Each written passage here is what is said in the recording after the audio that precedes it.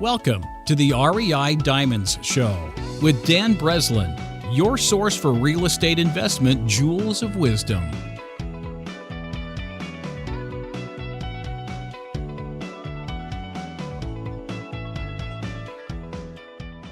Welcome to the REI Diamond Show. I'm your host, Dan Breslin, and this is episode 163 on financing a $1 million and up multifamily deal post-COVID with guest Anton Mattli. So if you are into real estate investing and building wealth, you are in the right place. My role here on the REI Diamond Show is to invite guests who specialize in building wealth, such as real estate investors and industry service providers, and then drawing out the jewels of wisdom, those tactics, mindsets, and methods used to create millions of dollars and more in the real estate business. Today's guest, Anton Mattli, joins us on the show to discuss the current environment in multifamily finance. Our discussion today ranges from the general state of the real estate market now in July 2020, post-COVID, to a deep comparison to how this recession looks against the backdrop of the 2008 to 2011 recession, which you may or may not have experienced as an active real estate investor. I remember it for myself and how poorly prepared I was back then.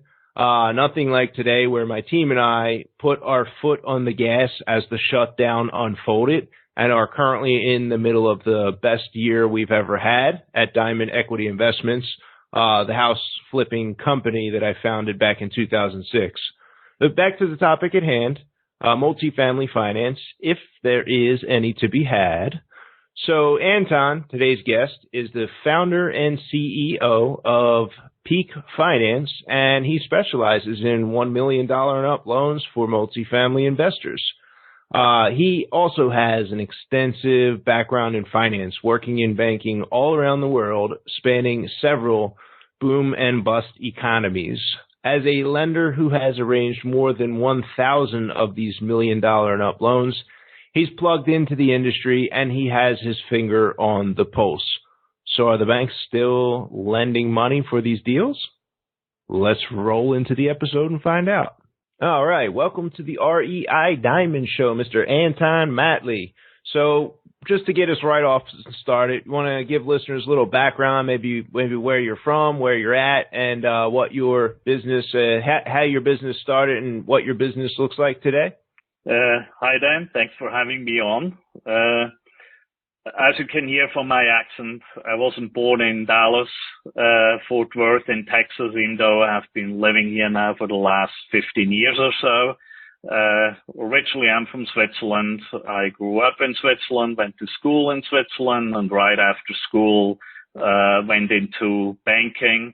So I worked for what is today known as UBS in Zurich in Switzerland for a brief time, then in New York for several years, and in Tokyo, Japan, and after that I worked in Hong Kong for a number of years. And I left banking after that and started my own businesses. One is real estate advisory in general, and we help the family offices with their direct real estate investments. And the other segment that we have been active in is commercial real estate financing, with a strong focus on multifamily properties. So we act as commercial real estate debt intermediaries, some call it debt brokers.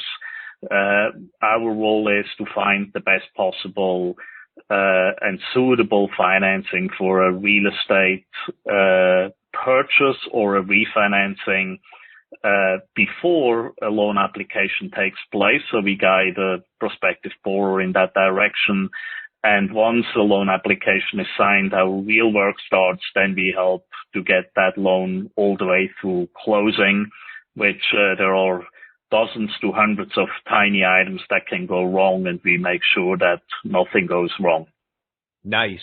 So how long has Peak Financing, you doing this intermediary in the United States, how long has that been going on, just to give us a frame of reference of the markets that you've been through here in the States? Sure. Here in the States, we have been doing this now for roughly 15 years. So we have gone through a number of rougher periods. Obviously, the Great Recession is well known to all of us. And before that, when I was still in banking, I went through a number of pretty tough situations in the late 90s, as well as in the early 2000s. So I have gone now through multiple downturns that had a pretty negative impact, in some instances short term, in some instances more longer term, on real estate assets, and in turn also on the financing side. So I'm curious, obviously the burning one of the questions we'll get to is COVID-19, but so that we can set the stage a little further, when we were through these other recessions, 15 years ago, you must have started right at the end of the, last real estate kind of boom, just as we were settling into a trough, which I don't know, may not have affected real estate multifamily quite as much as single family, but maybe you could paint a little bit of a picture of how it was then, and then we can talk about how it is today in COVID-19, how it is similar, or maybe how it is different in your opinion. Yes. Generally today, the view is, and it's particularly the case among a lot of syndicators that have started out over the last 5 years, maybe 8 to 10 years. The view has been, the Great Recession, the negative impact of it was really more on the single family side and didn't impact commercial real estate nearly as much, including multifamily properties. But the reality is that in during that time from 2008 to 2010, commercial asset prices actually dropped quite a bit during that period too. So we saw price drops that were in the 20 to 30% range. And that actually included multifamily properties too. So, yes, multifamily recovered much faster back then. So while the typical commercial real estate assets may have taken 3 years to 4 years to recover, with multifamily, luckily it took a year and a half to maybe 2 years until they were able to recover. So it was only a much shorter time period compared to the other commercial real estate assets like office buildings and retail, but it's only had a brief period that was still pretty rough on the asset prices. Now, what is also important, I think, to point out is that the financing, even though the fallout from the Great Recession obviously was driven by single family CMBS loans that collapsed, the reality was that the impact was also felt on the commercial real estate very significantly. So financing was very tough to come by. And that also resulted in a situation where there were not enough buyers for multifamily and other commercial real estate assets, which, as you know, as is always the case with supply and demand, that prices actually dropped during that period. And that created a lot of opportunities to a lot of commercial real estate and particularly multifamily investors at that time. And as you probably know, many of those investors that are out there, they have made Some have made small fortunes, some have made massive fortunes, and they were able to achieve that because they were able to pay at the right prices in 2010, 2011, 2013, and were also in a position to actually get financing in place, right? So the situation back then was pretty rough. But the ones that were able to take advantage of the opportunities back then, they came out in a very good position 5 years later to 10 years later, right up to today. Perfect framework there. And so where are we at right now?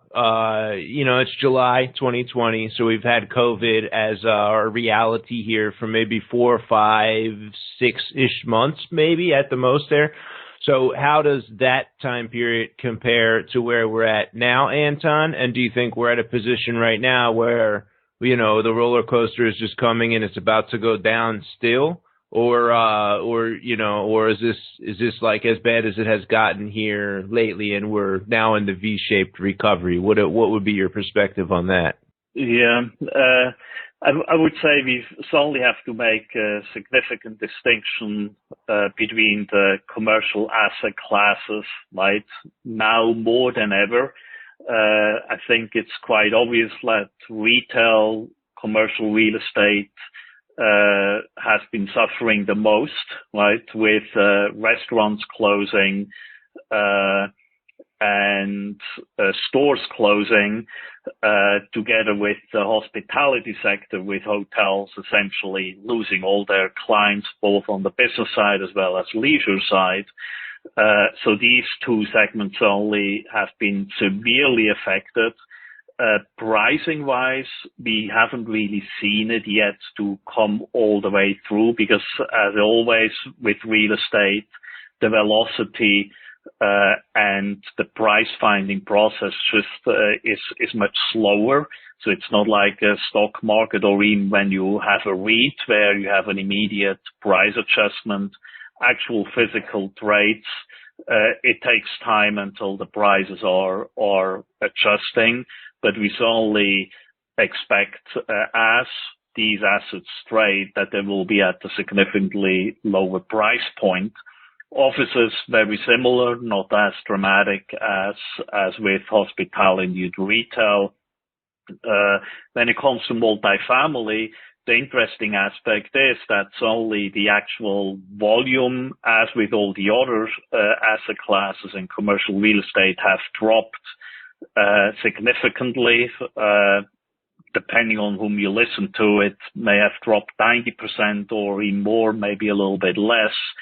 So the activity is really low, but that also means that we do not really know at this point where the prices really are. There are some trades that are still being done, and some of these assets may have gone down, have been retraded, as we call it, maybe by 10%, some of them even less. So there is not really a significant pricing adjustment on the multifamily side.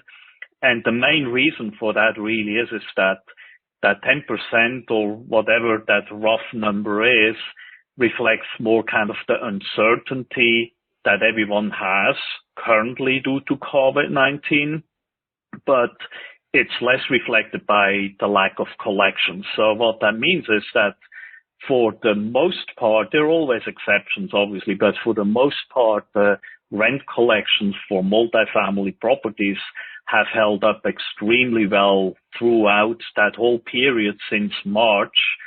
And as a result, obviously, if you're a seller of a multifamily property, you would say, well, look, my collections are equal or better than they were in February and March, so why would I need to accept the price discount, right?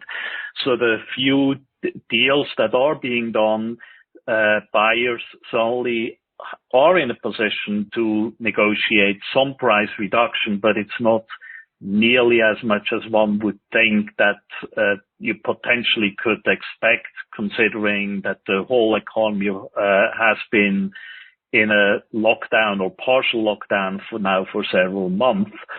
the key question really is what is going to happen later this year, particularly in August, September, and October, as the bonus unemployment checks of $600 per week that are provided by the federal government on top of the state unemployment benefits, how much that is going to impact the tenant base, and do we see many more tenants that have more difficulties to pay the rents, which then obviously would have a negative impact on rent collections, which in turn has a negative impact on bad debt and ultimately on the NOI. And if that happens, then we certainly should expect that some of these property prices will come down just because it's driven by the NOI, even if the cap rate is not even going to move, right? So cap rates, we do not know, right? They haven't moved much really. And we do not know where they are going. No one really knows. When you listen to and watch some of the forecasts some of the large organizations provide, like a CoStar as an example, there is only a view that rents will come down and cap rates will go up. The question is by how much, and we really do not know. But I think we have to wait and must see how, once the stimulus checks all go away and we are essentially having tenants that need to support themselves on their own, how much of that will ultimately impact the rent collections, and that, in my view, will then ultimately impact the asset prices. And I would say we just have to wait and see. Me personally, I believe that we will see a tougher period that we are facing, because until recently everyone was saying employment numbers are crucial to multifamily success, and I agree with that. So if that is the key driver to a multifamily success, to also push rental prices and occupancy, then obviously an unemployment rate that is significantly higher than it was back in February, in the 3.5% to 4% range, depending on the market, and we are in the upper single digits, even if it's just for 6 months, I think it's only natural to expect that it will have a negative impact on also multifamily properties. And that's what I personally expect to see, that there will be weakness certainly in the next year to 1.5 to 2 years. But long term, my personal view still is that multifamily is still one of the best commercial real estate asset classes that are out there, because people always need to live in a place, and they may not have to work in an office building, but they still have to live somewhere. Right. Yeah, I couldn't agree more, Anton. As you're saying this, I'm taking notes here, and I'm thinking about last year, maybe 1.5 years ago, I was going to buy personally 2 small buildings. One was going to be worth about $1 million once I put, a small $200K renovation into it, office space. We were going to locate our call center there here in Chicago. And then we had another one that was very similar. We didn't win the bid on that one. We had another similar property which had about the same amount of office, and it had a shopping center on the first floor and a big parking lot and everything. And maybe that was worth about $1.5 million. I am counting my lucky stars right now that I didn't buy either of those, because I know I'd be pulling my hair out, whether the tenants were paying, whether I was going to be able to rent them, whether people were going to come back to work in offices after this COVID work at home thing has so many people, for their safety, afraid to congregate in an office, let alone the convenience and alleged higher productivity of people working at home. But then I look at our single family. So our main business, Anton, is buying and selling single family and doing that as quick as possible. Clean up little small renovations. We don't do stuff with architecture permits and everything like that. We've closed 117 deals year to date right now, and we have about 102 in our inventory. But when COVID hit, we weren't sure if that was the end. You know, the music did stop for a week, 2 weeks there. People were, backing out of deals. No one was sure what was going to happen. And then as, real estate was an essential service, as it is, people need somewhere to live. We saw the closings start to come back. Some of that uncertainty discount started to go away. And now, as we speak here in July, a few months later, I am absolutely amazed when I pull the market data from the MLS in some of the neighborhoods where we do business, and in areas that used to have so much inventory, 14, 15 houses for sale, all of a sudden 13 of the houses are under agreement waiting to close, and single family houses became a very hot product. But to underline your point also about multifamily residential being, the best asset class, I couldn't agree more. I mean, I have small multifamily personally, but looking over the serendipitous events of me not buying those office and retail properties last year, and owning the properties that I do own, which are all residential, and I think I'm at, 90-95% rent collection. I was lucky enough, even in the eviction freeze that we have here in Philadelphia. Well, I'm in Chicago. So here in Chicago and in Philadelphia, where I own a portion of my portfolio, even during the eviction freeze, we had tenants who I was already in the process of evicting because they weren't paying last year, and they ended up moving out on their own volition. So we got lucky enough that they left and didn't dig their heels in and make us fight for months on end to get them out. They just went. And the tenants who did have hiccups in employment, one of our tenants actually had come down with COVID and luckily survived, and she's back on a payment plan and she's paying. So overall, especially in the COVID situation and environment, residential, whether it's single family or residential and multifamily, is definitely a continued in demand asset class. So, I mean, with that, Anton, maybe you have specific examples of whether or not you're actually seeing financing for these loans, right? You mentioned in 2008, 9, and 10 how the financing, because of the CMBS markets collapsing, caused lack of financing and therefore lack of buyers in the market, which kind of dropped prices. Now it's more of an uncertainty and people aren't sure if the rent collections are going to go down. But are you telling me there is financing actually available right now? There's lenders who are still making deals and going to settlement as we speak? Yes, definitely. On the multifamily side, the market is very active, and I would say all thanks to the agencies like Fannie Mae and Freddie Mac, as well as HUD.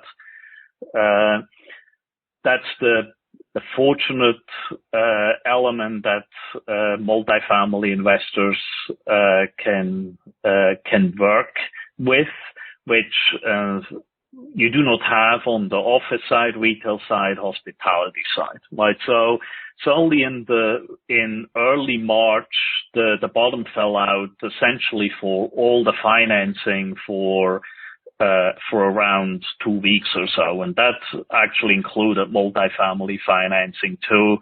So essentially everything came to a halt for roughly 2 weeks back then.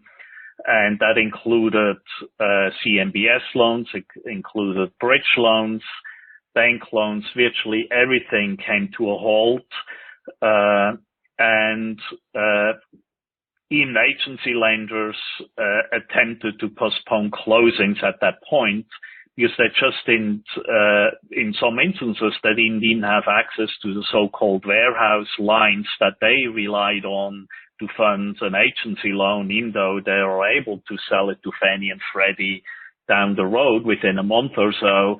They were still not able to fund these loans. So for a very brief period, it looked very dark, but it came back very quickly on the multifamily side. On the other commercial real estate side, like hotels, retail, and offices, in today, it's still very tough. The CMBS market for these asset classes is still virtually dead. Also, life insurance companies are doing very little in that asset class. In banks are extremely conservative. Very few do these type of deals unless it's a very low leverage. Whereas on the multifamily side, the agencies, both Fannie and Freddie, they are ready to go. We do deals every week now. We are able to close these deals. So their underwriting solely is more conservative. As an example, when it comes to interest-only requests for these multifamily properties, it was very common pre-COVID-19 to get 3 to 5 years, sometimes even more years of interest only, despite a leverage of 75% to 80%. Now today, that will be much harder to achieve because the agencies expect that the underwriting of rent growth is essentially flat, potentially negative, depending on the market. And since interest only is really driven by looking forward where the property will be in a few years from now, if the rent growth assumptions are flat or potentially negative, then obviously the actual value growth as well as cash flow growth is not going to be there on the pro forma underwriting, which means that interest only will be not as much. But other than that, and maybe a little bit more of being more conservative on the leverage side, you are still able to get up to 80% of Fannie and Freddie financing in some instances, and you're only able to get it on a regular basis in the 70 to 75% leverage with 1 year to 2 years of interest only. So still very good environment for multifamily, completely different compared to the other commercial real estate asset classes.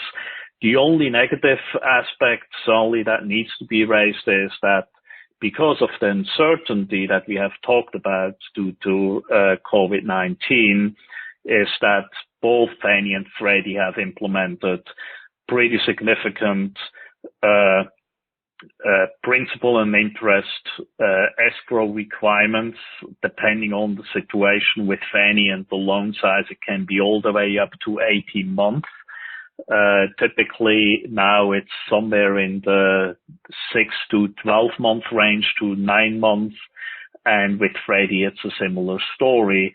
So initially it was much more restrictive, but they already have scaled back a little bit, and I expect it as to get more comfortable with the situation in a few months from now, they may reduce these escrow requirements even further. So that means is that solely the terms are solely not as attractive as they were pre-COVID-19, but compared to any other type of asset class, commercial real estate asset class, it's extremely attractive of financing that you're able to get from the agencies, despite the fact that there is additional equity that needs to be brought to the table. Banks are still pretty open for multifamily, even though they are a little bit more conservative there. One item that's only that needs to be mentioned, bridge loans are much harder to come by today than pre-COVID-19. Over the last few years, bridge loans mushroomed to a level that we have not seen in a very long time. So there was a lot of private money, private equity money, hedge fund money that was placed into pools that were designed to support bridge loans, particularly for multifamily properties. And as a result, the financing cost for bridge loans was extremely attractive, where you were able to get all-in cost bridge loans below the 5% mark. Wow. they are all mostly floating rates, right? But still, when you're at LIBOR plus 250, 270 basis points for a bridge loan, that's extremely attractive. And we don't have that now any longer. So the ones that are still lending, they have wider spreads. So now you have to expect that these spreads are more in the 400 range to 500 range, but it's still available on selected basis. But overall, a lot of bridge lenders moved out of the market because they also relied on third-party financing, which is no longer available. So only if you have a heavy rehab where you rely on bridge loan financing, that's certainly much harder to deal with. So that is just something if someone is looking for heavy value add deals, that it's not as easy to get the financing today than pre-COVID. Yeah, that makes sense. It's more risk. So can you describe for me a little bit more in detail? I'm ignorant of the Fannie and Freddie principal and interest escrow. Is that meaning that the first 18, 6, or 12 months worth of payments are in escrow and then paid out, or does that escrow actually remain with escrow through the duration of the entire loan to cover in the event of a default? No, it's during that period, whatever the escrow period is that a particular loan program will cover. Again, it ranges from none if it's a lower leverage to all the way to 18 months when it comes to a small Fannie loan. But generally speaking, they will be released typically after 12 months. So that's as a general rule. And in the case of Freddie, they are actually willing to release it even earlier if the emergency declarations and shelter-in-place rules are lifted in a particular state for a consecutive 90 days. So ultimately, if you're in a state that is no longer affected by COVID-19 and all the emergency declarations, shelter-in-place rules and all that have been completely lifted, you technically could get your money back after roughly 3 months after that these restrictions have been lifted. So that is the positive side, right? The negative side is that you still have to put that money into escrow up front. So you still have to raise that money. Which means, particularly when you're a syndicator, it's even more problematic that you have to essentially raise more equity than you would like to, which potentially has a return impact for you as well as your investors. So we hear that complaint a lot, right? But frankly speaking, from my perspective, and again, because I have gone through I started out in commercial real estate in the 90s, right? And I was essentially tossed into the ring, helping to restructure the commercial real estate deals that went wrong, that were arranged during the savings and loan crisis in the 1980s. Right. So that was my first exposure to problematic situations in commercial real estate. And I've seen it in multiple occasions also in Asia. We had a financial crisis in Asia that has had a massive impact on corporate bankruptcies, but also on bank situations as well as commercial real estate collapses. And obviously the Great Recession then too. So I've seen that now through multiple periods.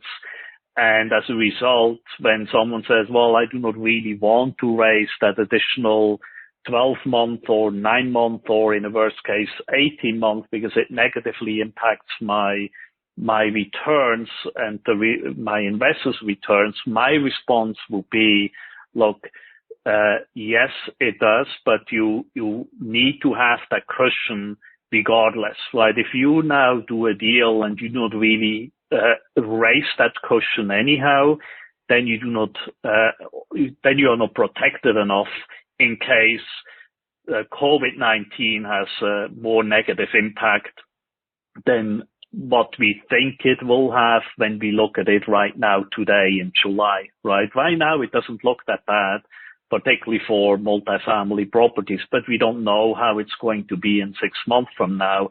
And the last thing you want is that you have not raised enough equity to cover potentially 9 months to 12 months of a very rough time. So that's why, yes, these reserve requirements are pretty draconian, but at the same time, I would say you still should really look at it from a different perspective and say, oh, look, I am at least having that cash cushion in place so I can sleep well at night. Yeah, you're absolutely right about that. Are you seeing cash out refis right now, or is that pretty much on hold? It's not that easy. We do cash out refis. The agency lenders only are more conservative when it comes to cash outs. In the past, it was pretty common that once you own the property for 2 years or longer, that you were able to cash out essentially any amount as long as the property was supporting it from a value as well as from a debt service coverage perspective.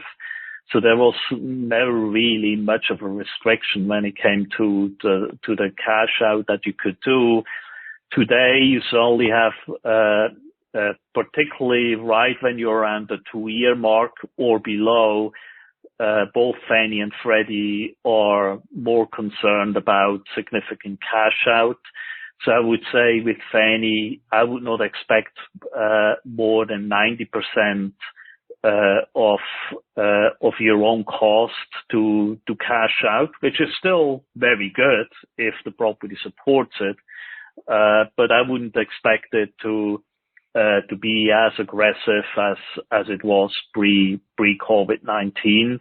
When it comes to Freddie SBL, they are probably the most conservative and restrictive there right now. I would say that program really is the most difficult to get any major form of cash out. Because on a programmatic level, they essentially restrict the cash out to nothing more than the current loan balance plus around 3% of closing cost, right? So for anything else, you have to go in for a waiver.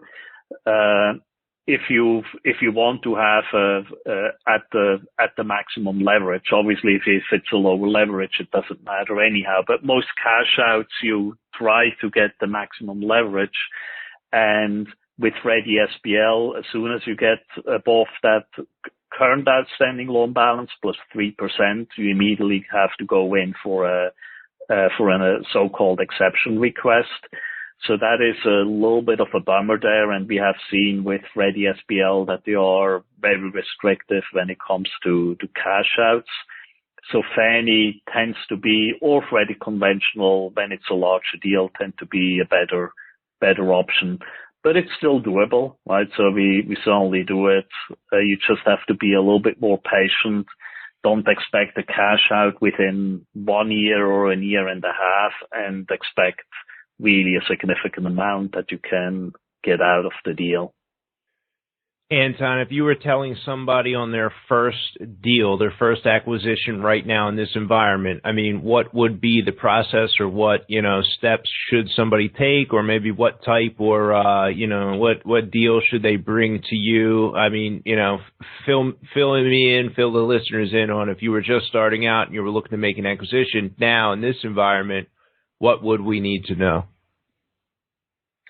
Yeah, so I think the important aspect, and we really have said that already pre-COVID, right? It's important that you check with us or any trusted lender or debt broker what is truly available on the financing side, and do not make assumptions based on what you know from past deals or what anyone else is telling you, right? It's still a very fluid situation. It has settled down, but you just do not know until you talk to us or to another trusted party what is truly available. And the last thing you want is to go and submit an LOI, assuming that you know what you get in terms of financing, and then learn later on that these assumptions were completely off. Worse, and we have seen that unfortunately, and we continue to see it, then some investors actually go under a formal contract, not just an accepted LOI, but under a contract, and then seek out the financing and then realize that their original debt assumptions were completely wrong. So again, it's really important now more than ever to find out what are the true debt options well ahead of time, so that your underwriting is as accurate as possible. Makes sense.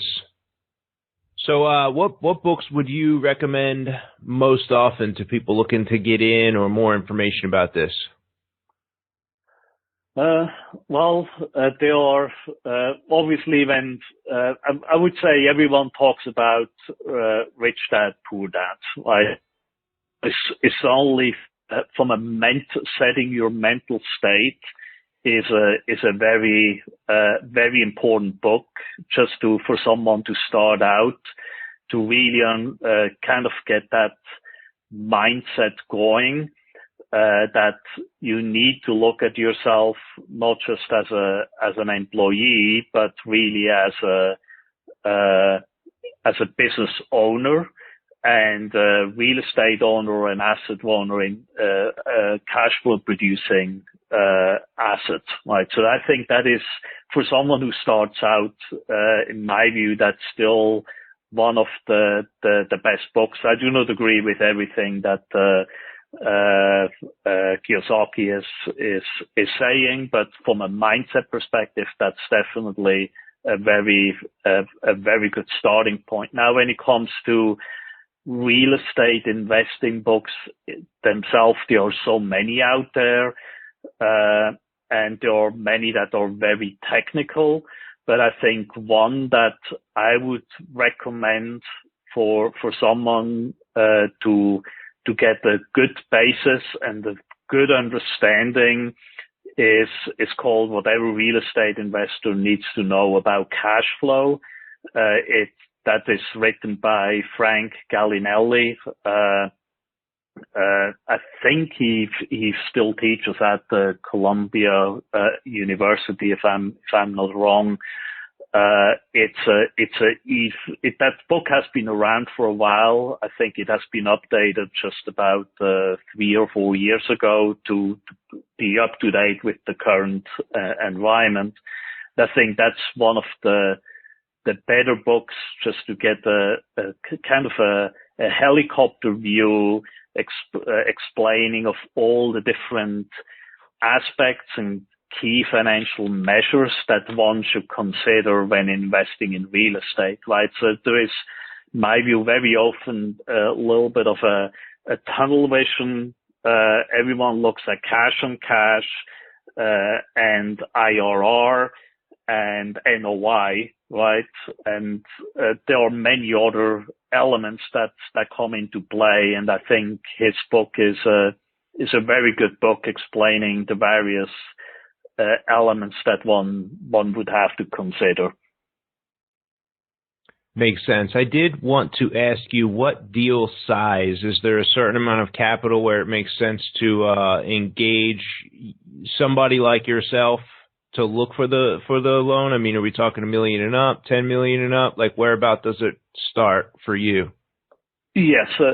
For properties with a loan amount that support a loan amount of 1 million and up, we get involved. Our typical transaction size is somewhere in the 5 million to 20 million range, loan amount wise. But we do plenty of smaller loans that are in the $1 to $3 million range. Actually, one of my colleagues, John Martinez, he worked for Freddie SBL.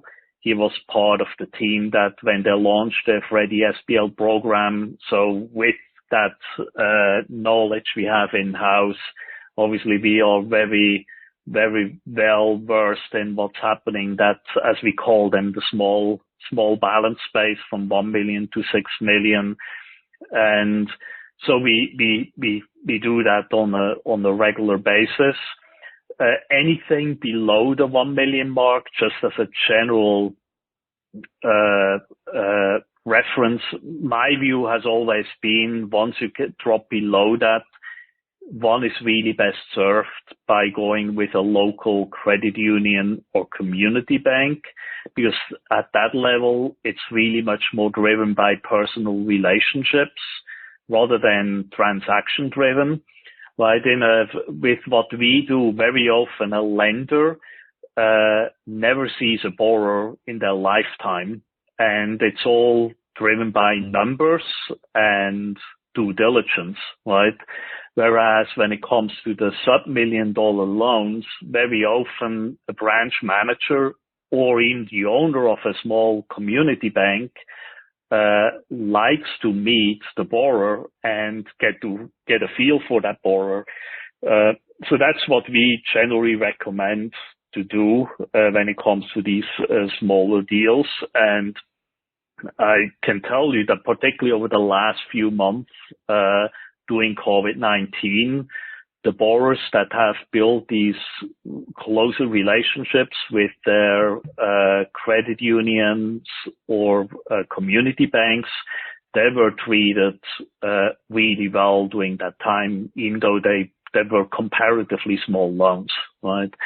So just that kind of as a tip when you look at smaller deals. I would not go to the major national banks for those. You're much better off when you build these relationships with the local players. Yeah, I've noticed the same thing. I have one or two local banks here in Chicago that do my smaller loans of that size. Even my single family portfolio, same kind of thing. It's a 5-branch bank.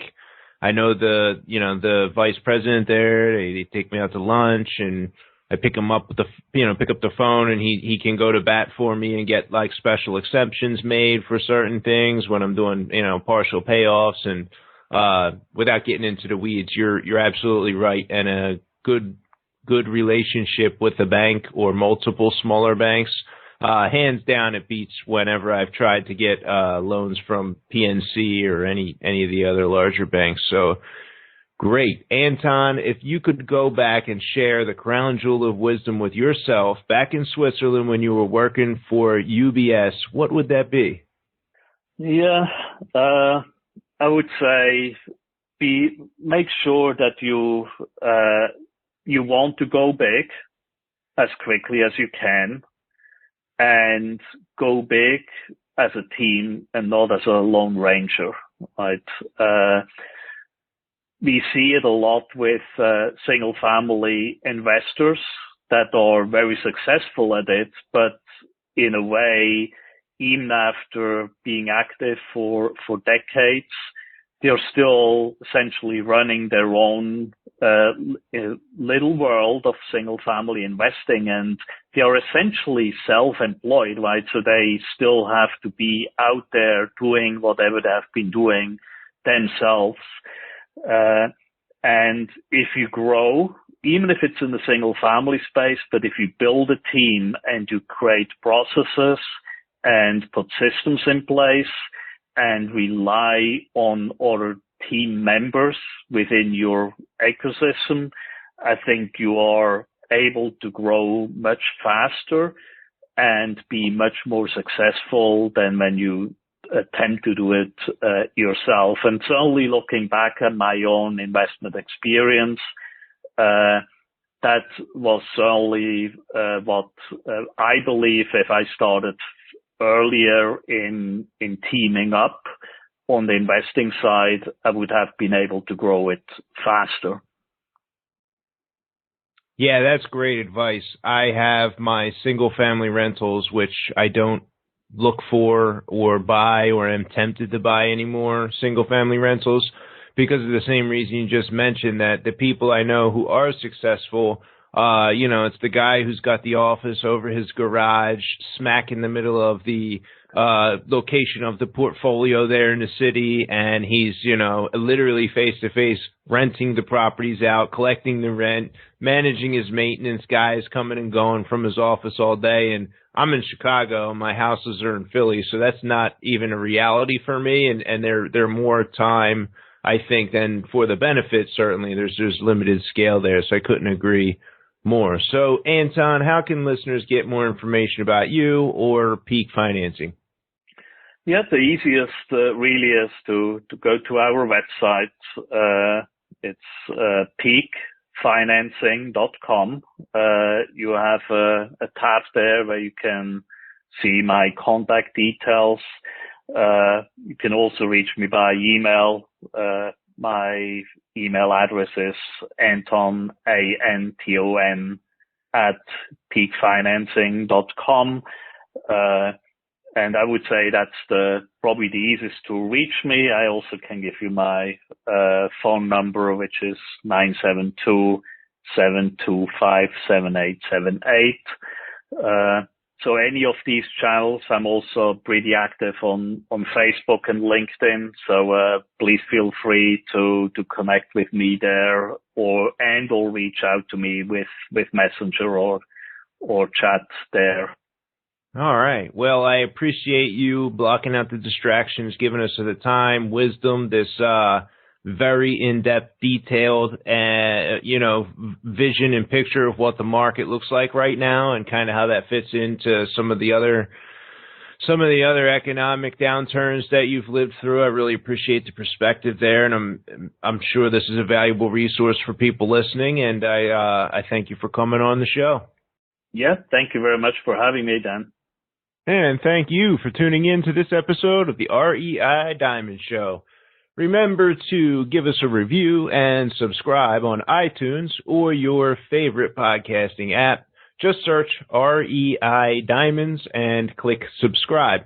You can sign up to receive new episode notification emails at www.reidiamonds.com, as well as check out the 163 episode archive of Wealth Building, Real Estate Investment, Jewels of Wisdom. I've made millions of dollars by using the wisdom shared on those shows over the last few years. That website again is reidiamonds.com. My main business is buying and selling houses, 223 bought and sold in 2019, and 141 bought and sold so far in 2020.